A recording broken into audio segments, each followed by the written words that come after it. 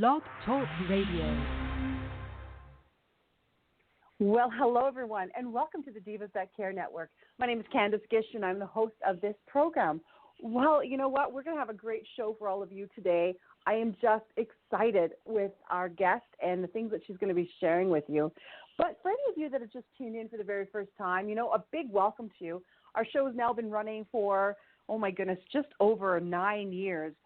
We do have 11 hosts on the network now, and each of them has their own podcast that we do, or we feature them all at divasthatcare.com. So make sure that you check them out and support those amazing women that are interviewing women from around the globe doing extraordinary things.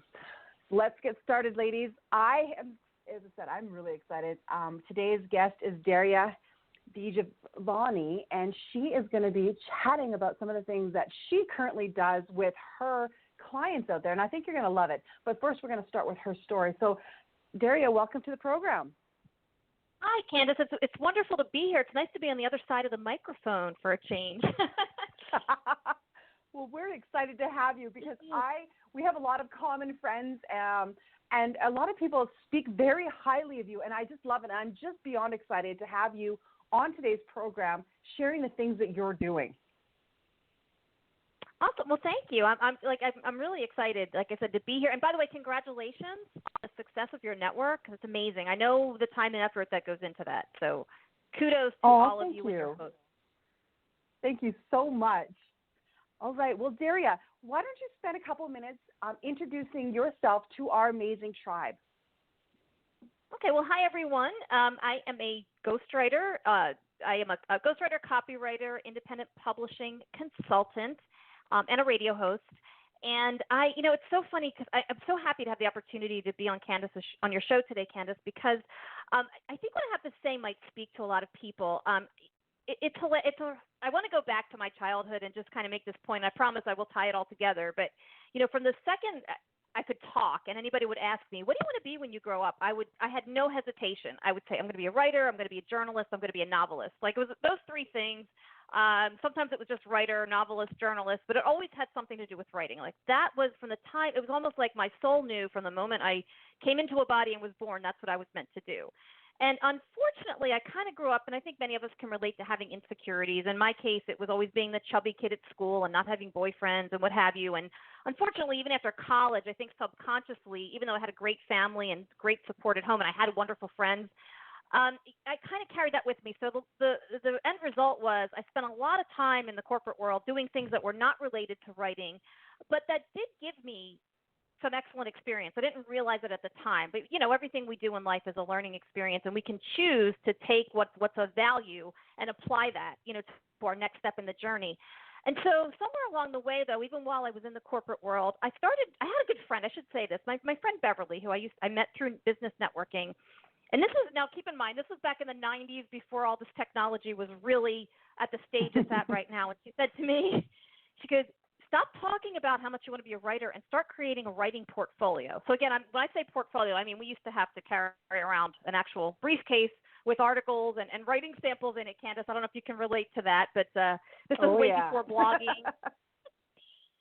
So, I thought about it and I thought, gosh, she's really right. And I started with something, they say, write what you know. And I'm the youngest of 5 children, and my second oldest brother was born with Down syndrome at a time when very little was known, or very few people in the medical community even cared to investigate it further and really develop these kids' potential. So my mom was told when he was born to just put him in an institution because your husband's going to be a doctor. My dad was a resident at the time, and my mom, she was only 28 years old at the time, and she threw that doctor out of her room and said, stay away from me, stay away from my baby. And together with her doctor, her gynecologist, not this crazy pediatrician who came in and just, said that to her, she and my dad worked with my brother, and he is one of the most inspiring people in my life.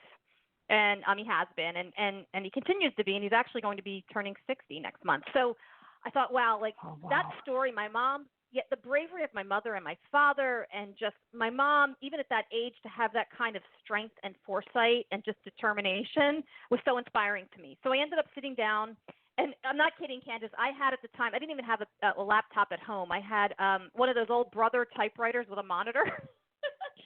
And I wrote the story, and I called it A Little Down Syndrome. And I snail mailed it with a picture of Ralph and me to a local South Florida paper called the Happy Times Monthly. It's now called the Happy Herald, but it's a newspaper that highlights inspiring, motivational, real life stories and people. So they call it the Good News newspaper. Yeah. So the funny part was I mailed it in, and I think that might have been like in April or something, and I never heard. Months went by, I didn't hear anything. The next thing I know, one of my girlfriends is calling me on the phone from Whole Foods, and she's like, "Oh my God, you and Ralph were on the front cover of the Happy Times Monthly." So even though the editor never called to tell me this, not only did it get published, but we were the headline for I think it was for June and July, because at that time they published them like 2 months at a time. So anyway, nice. that was I love kind that. of. Yeah, so that started my writing journey. Now, I didn't mention this too, but prior to relocating to Florida from my home state of Pennsylvania, I had, had a relationship with a man who was my first love, and I won't get into the details of why it didn't work out. But I moved to Florida hoping that it would work out, and it didn't, and we kind of went our separate ways, and he married someone else. And I kind of really that was a heartbreaking time in my life, but I remember feeling very determined to make it on my own here, which I did, and I went on and I had a very nice life. But like if you fast forward to like 2008, I went to see an intuitive, a woman who's a psychic intuitive, and my girlfriend and I used to do that every year, in January, for the new year and whatever, and she was always very accurate. And all of a sudden, out of the blue, this woman says his name, and I was like, oh my gosh.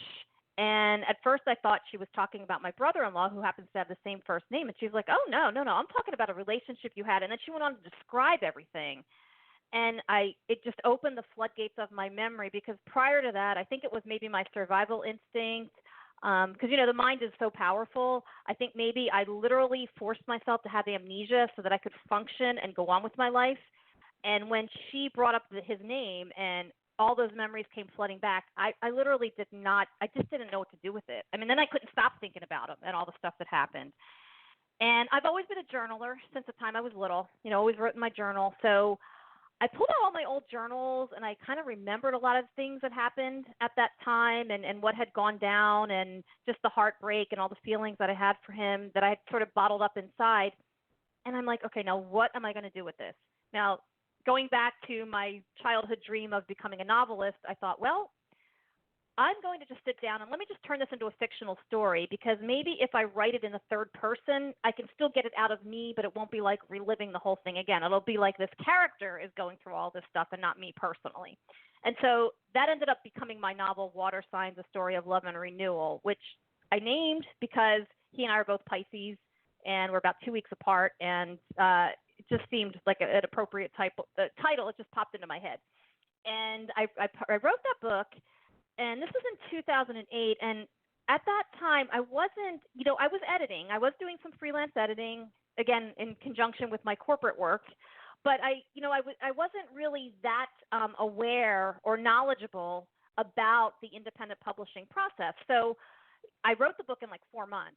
And it was funny. I sat down, and it was just like, it was divinely guided. I mean, I could not stop writing it. And so I would work my full-time job, drive home, spend the rest of the night working on my book.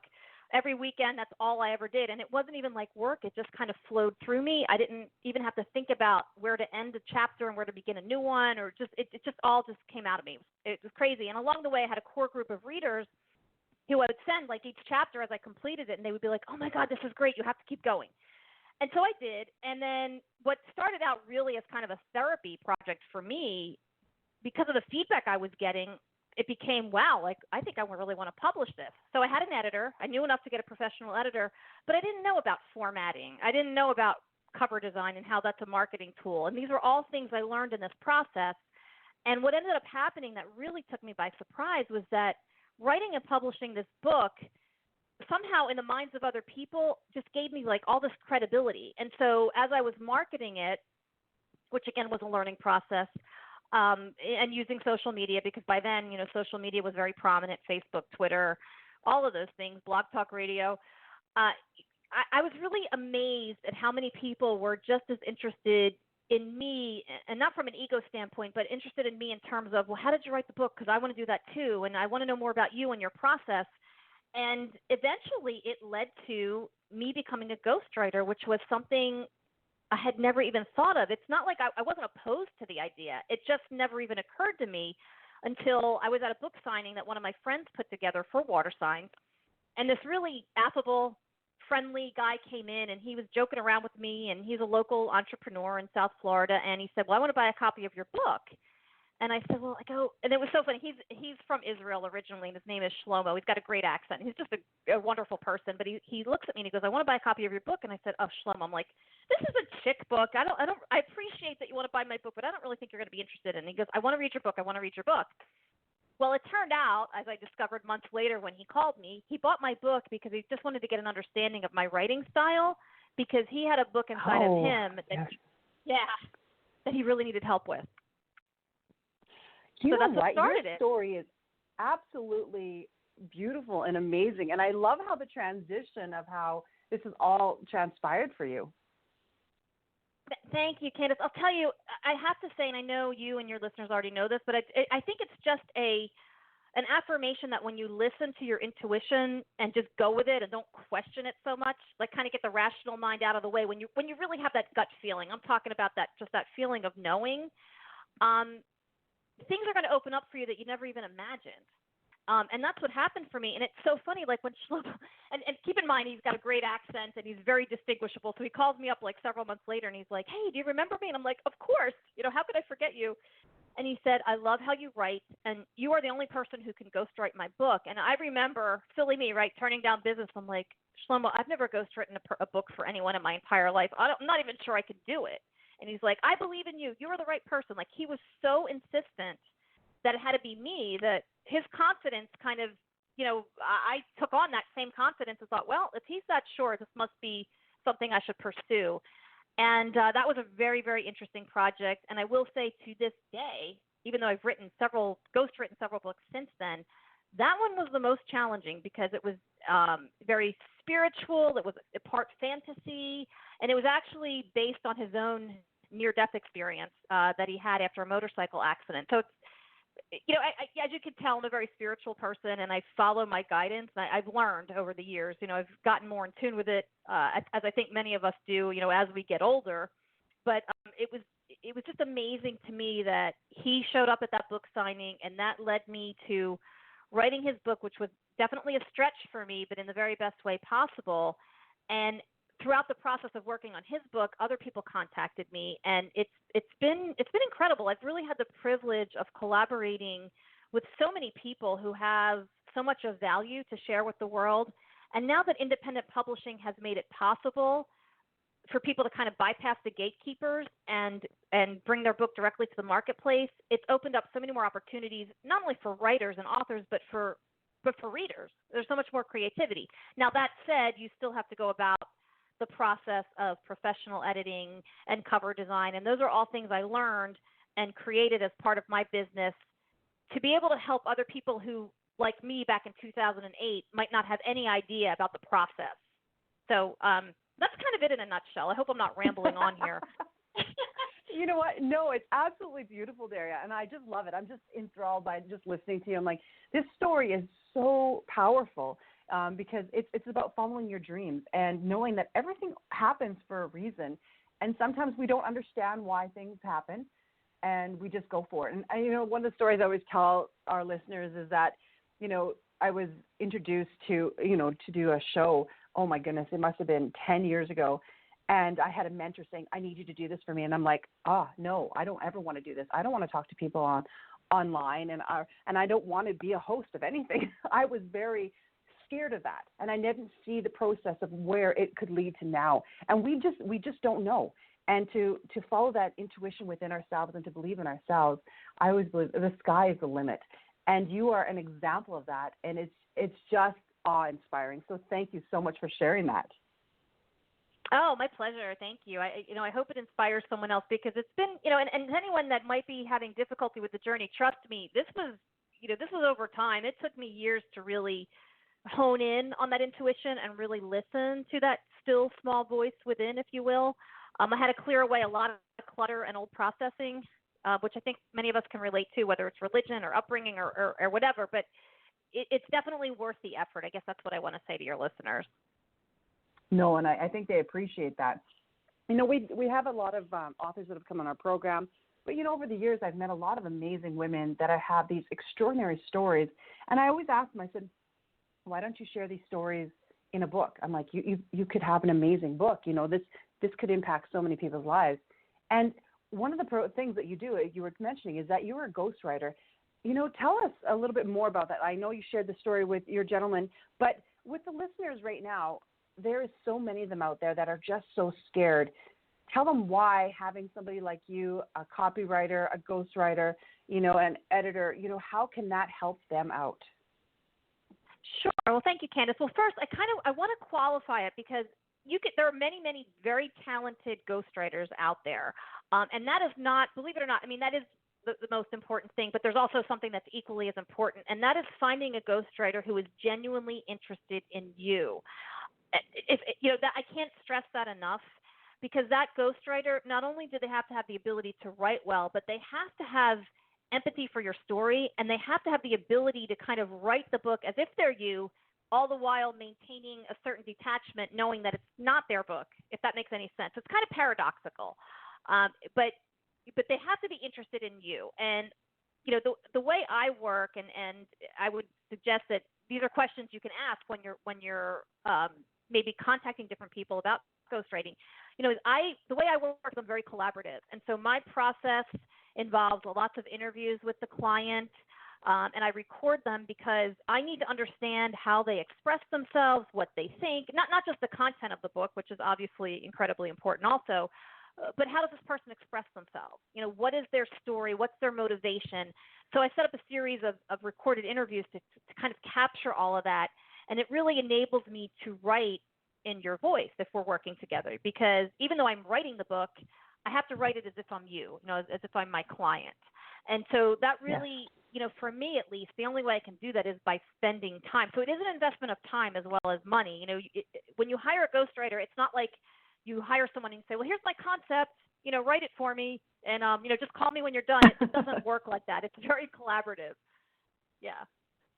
Well, and it's such a synergy, you're working together to create something beautiful. And I love that because it's very important. If these people have stories, the person has to be invested to be able to share that, because I think that's the whole point of it. Yes, and I'll tell you, Candace, too, like from my standpoint, if I'm not in, and I'm not saying I have to agree 100% with every person.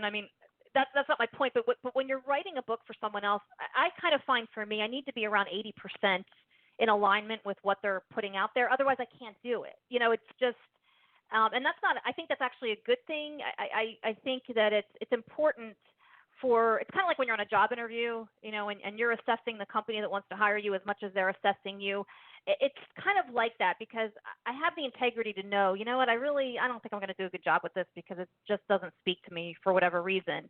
But if I have that, so I follow that 80% rule, because, I think life would be boring if we agreed with each other 100% of the time. But as I said, with ghostwriting, it's really important that your ghostwriter mostly buys into the message you're putting out there. Otherwise, we're not going to have that synergy.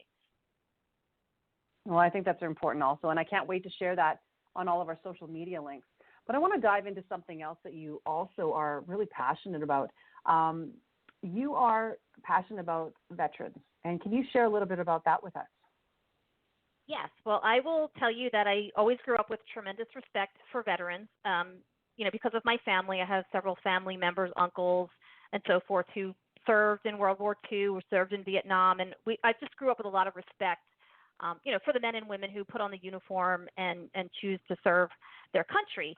And getting back to my first love, my gentleman who inspired my novel, he was a Navy veteran. And let me back up again. Even before he and I actually did get together in real life about a year and a half ago, when the timing was right, I had gotten into ghostwriting books for people that had dealt with PTSD. One of them was a fireman. He was a retired fire lieutenant here in Brevard County, Florida, where I live now. And that was sort of my first introduction, I want to say, to PTSD. I had certainly heard about it, but I didn't realize the difficulties that people with PTSD experience, and that's post-traumatic stress disorder. And so working closely with this fireman on his book, and which I ghostwrote, I believe we released that I think it was in 2016, a couple of years ago, and it was very well received. And it's called "To Guard My Every Neighbor Inside the Fire." But, there were times when he and I were doing our recorded interviews where he would actually break down and sob, remembering a particular, scene that he was called to. And there were some pretty horrific things he had to experience, from, a little baby drowning to just horrific fires and, things that, if you're not a first responder or you're not in the military, it's if you haven't been in a similar situation, it's really hard to understand the depth of the trauma that these people experience. And thank God for our first responders too. But anyway, so that kind of got me interested in PTSD, and I started thinking, wow, I really want to be more involved with that. And even around that time too, I was involved with just welcoming home. There was an organization in South Florida called Welcome Home Warrior, where we would just welcome home soldiers as they were coming back from the Middle East or wherever they were stationed, just to make them feel good, just to let them know that, whether or not you agreed with the mission, it was irrelevant. It was more like, thank you, you sign up, you do what you're told, and that's part of the deal, but we appreciate you. And I remember, gosh, there was one where the homecoming took place at like 1 a.m. I mean, it was 1 o'clock in the morning, and there were 100 people there to greet these soldiers. So, and just seeing their reaction and how much they appreciated that just made me feel good. So let's fast forward, to when I got back with my guy. He had also experienced some PTSD, just through some things he had gone through in the Navy. And I'll tell you, I got a whole new respect for trauma and how it really doesn't show up in people many times until much later in life. So you may experience a trauma in your 20s, but it really doesn't affect you till maybe you're in your 40s or 50s. And, even just, and not just in combat, but things that, it's dangerous work, serving in the military, in his case on a ship. And bad things happen, horrible accidents, your shipmates die, something, and I don't want to get into too specific detail, but there was one particular incident that really left a scar on him. So through his whole experience of healing, I learned so much more about trauma. And so I guess that's why it's become very important to me, first responders and the military, to kind of do whatever I can to help them. And, he even did get a dog recently through an organization called Pets for Vets, which was wonderful. And she's amazing. She's an amazing little service dog. And I've just experienced kind of his healing along with him. And it's been wonderful to watch and see the progression. So, I just realized, wow, this is somebody I love and that I'm close to who's going through this. But I know from my experiences with Keith, writing his book, that there are many, many people, and you don't even have to be a veteran or a first responder. I mean, you could suffer from a traumatic experience. So I would say that lately I've also had, because of other books that I've edited, one of my clients, Blake Cohen, he overcame addiction. And, so that became, just from working with him and really understanding addiction from the perspective of the person addicted and their family members, really touched me. I'm very sensitive, I guess. Like, you could say I'm empathic, but I realized, wow, like, so many people are suffering. Let me try to help. So I've sort of, that's kind of in a nutshell is why I feel so passionate about veterans. And I know, and lately also since working on his book and another one of his colleagues about addiction, and really kind of dispelling the myths of mental illness and addiction, and really doing what I can through books and through volunteering to help everyone who's affected by these things, because trauma and addiction affect everyone. Whether you're the person who's dealing with the trauma or the people who love them or the person who loves them. Oh, thank you so much for sharing that with us, because I think it's important, and that's wonderful. Thank you. I appreciate that.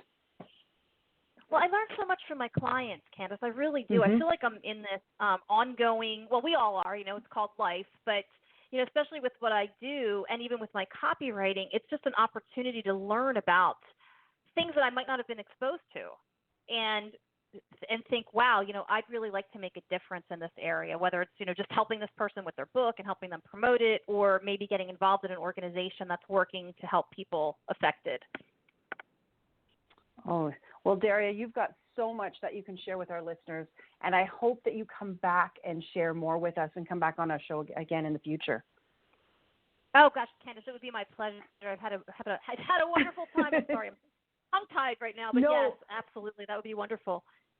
Well, I love everything you're sharing, and I know that our time is almost up here, but I definitely want to have you back on the show. I definitely want you to share more with us. But one of the things I always ask my guests is if you could share with us today, some tips, some tools, something that we can take and use in our lives now. I would say have some sort of daily time that you set aside for yourself. So in my case, I get up extra early in the morning so that I can get my mindset right. I have my prayer, meditation time. I journal what I'm grateful for. I journal things I'd like to have as if they've already happened. And I just take some time to really get my mind, body, and spirit, if you will, sort of aligned and ready for the day and set an intention. I think that's probably the biggest piece of advice I can give anyone, and really just kind of make that a daily routine, whether it's 5 minutes, 10 minutes, 20 minutes. I think it's so important because it sets the tone for the rest of your day. Oh, that's perfect. I love that. And I forgot to ask you earlier, could you share with us your website so our listeners can go check that out? Sure, absolutely. I will say it and then I'll spell it out for everyone, but it's DariaAnnmedia.com. So that's DariaAnne media.com. And Candace, there I have like all my social media buttons and everything. And so if you just go to my site, you'll be able to connect with me on LinkedIn, Twitter, Facebook, and all of those wonderful social media platforms. Perfect. And I'm going to be sharing that on all of ours also because I think it's really important for all of you to check her out. She's doing some amazing things. I love her website, and I love what you're doing, Daria. Thank you so much for being my guest today. Thank you, Candace. Have a wonderful day. Thank you. And thank you to each and every one of you that has supported the Divas That Care Network. It's because of you that we're continuing to do this. It's because of you we have these amazing guests come on our program. And I want to thank you, each and every one of you, so much. Make sure that you check them out at divasthatcare.com. And I hope that each and every one of you has an amazing day. Until next time, we'll talk to you later. Bye-bye.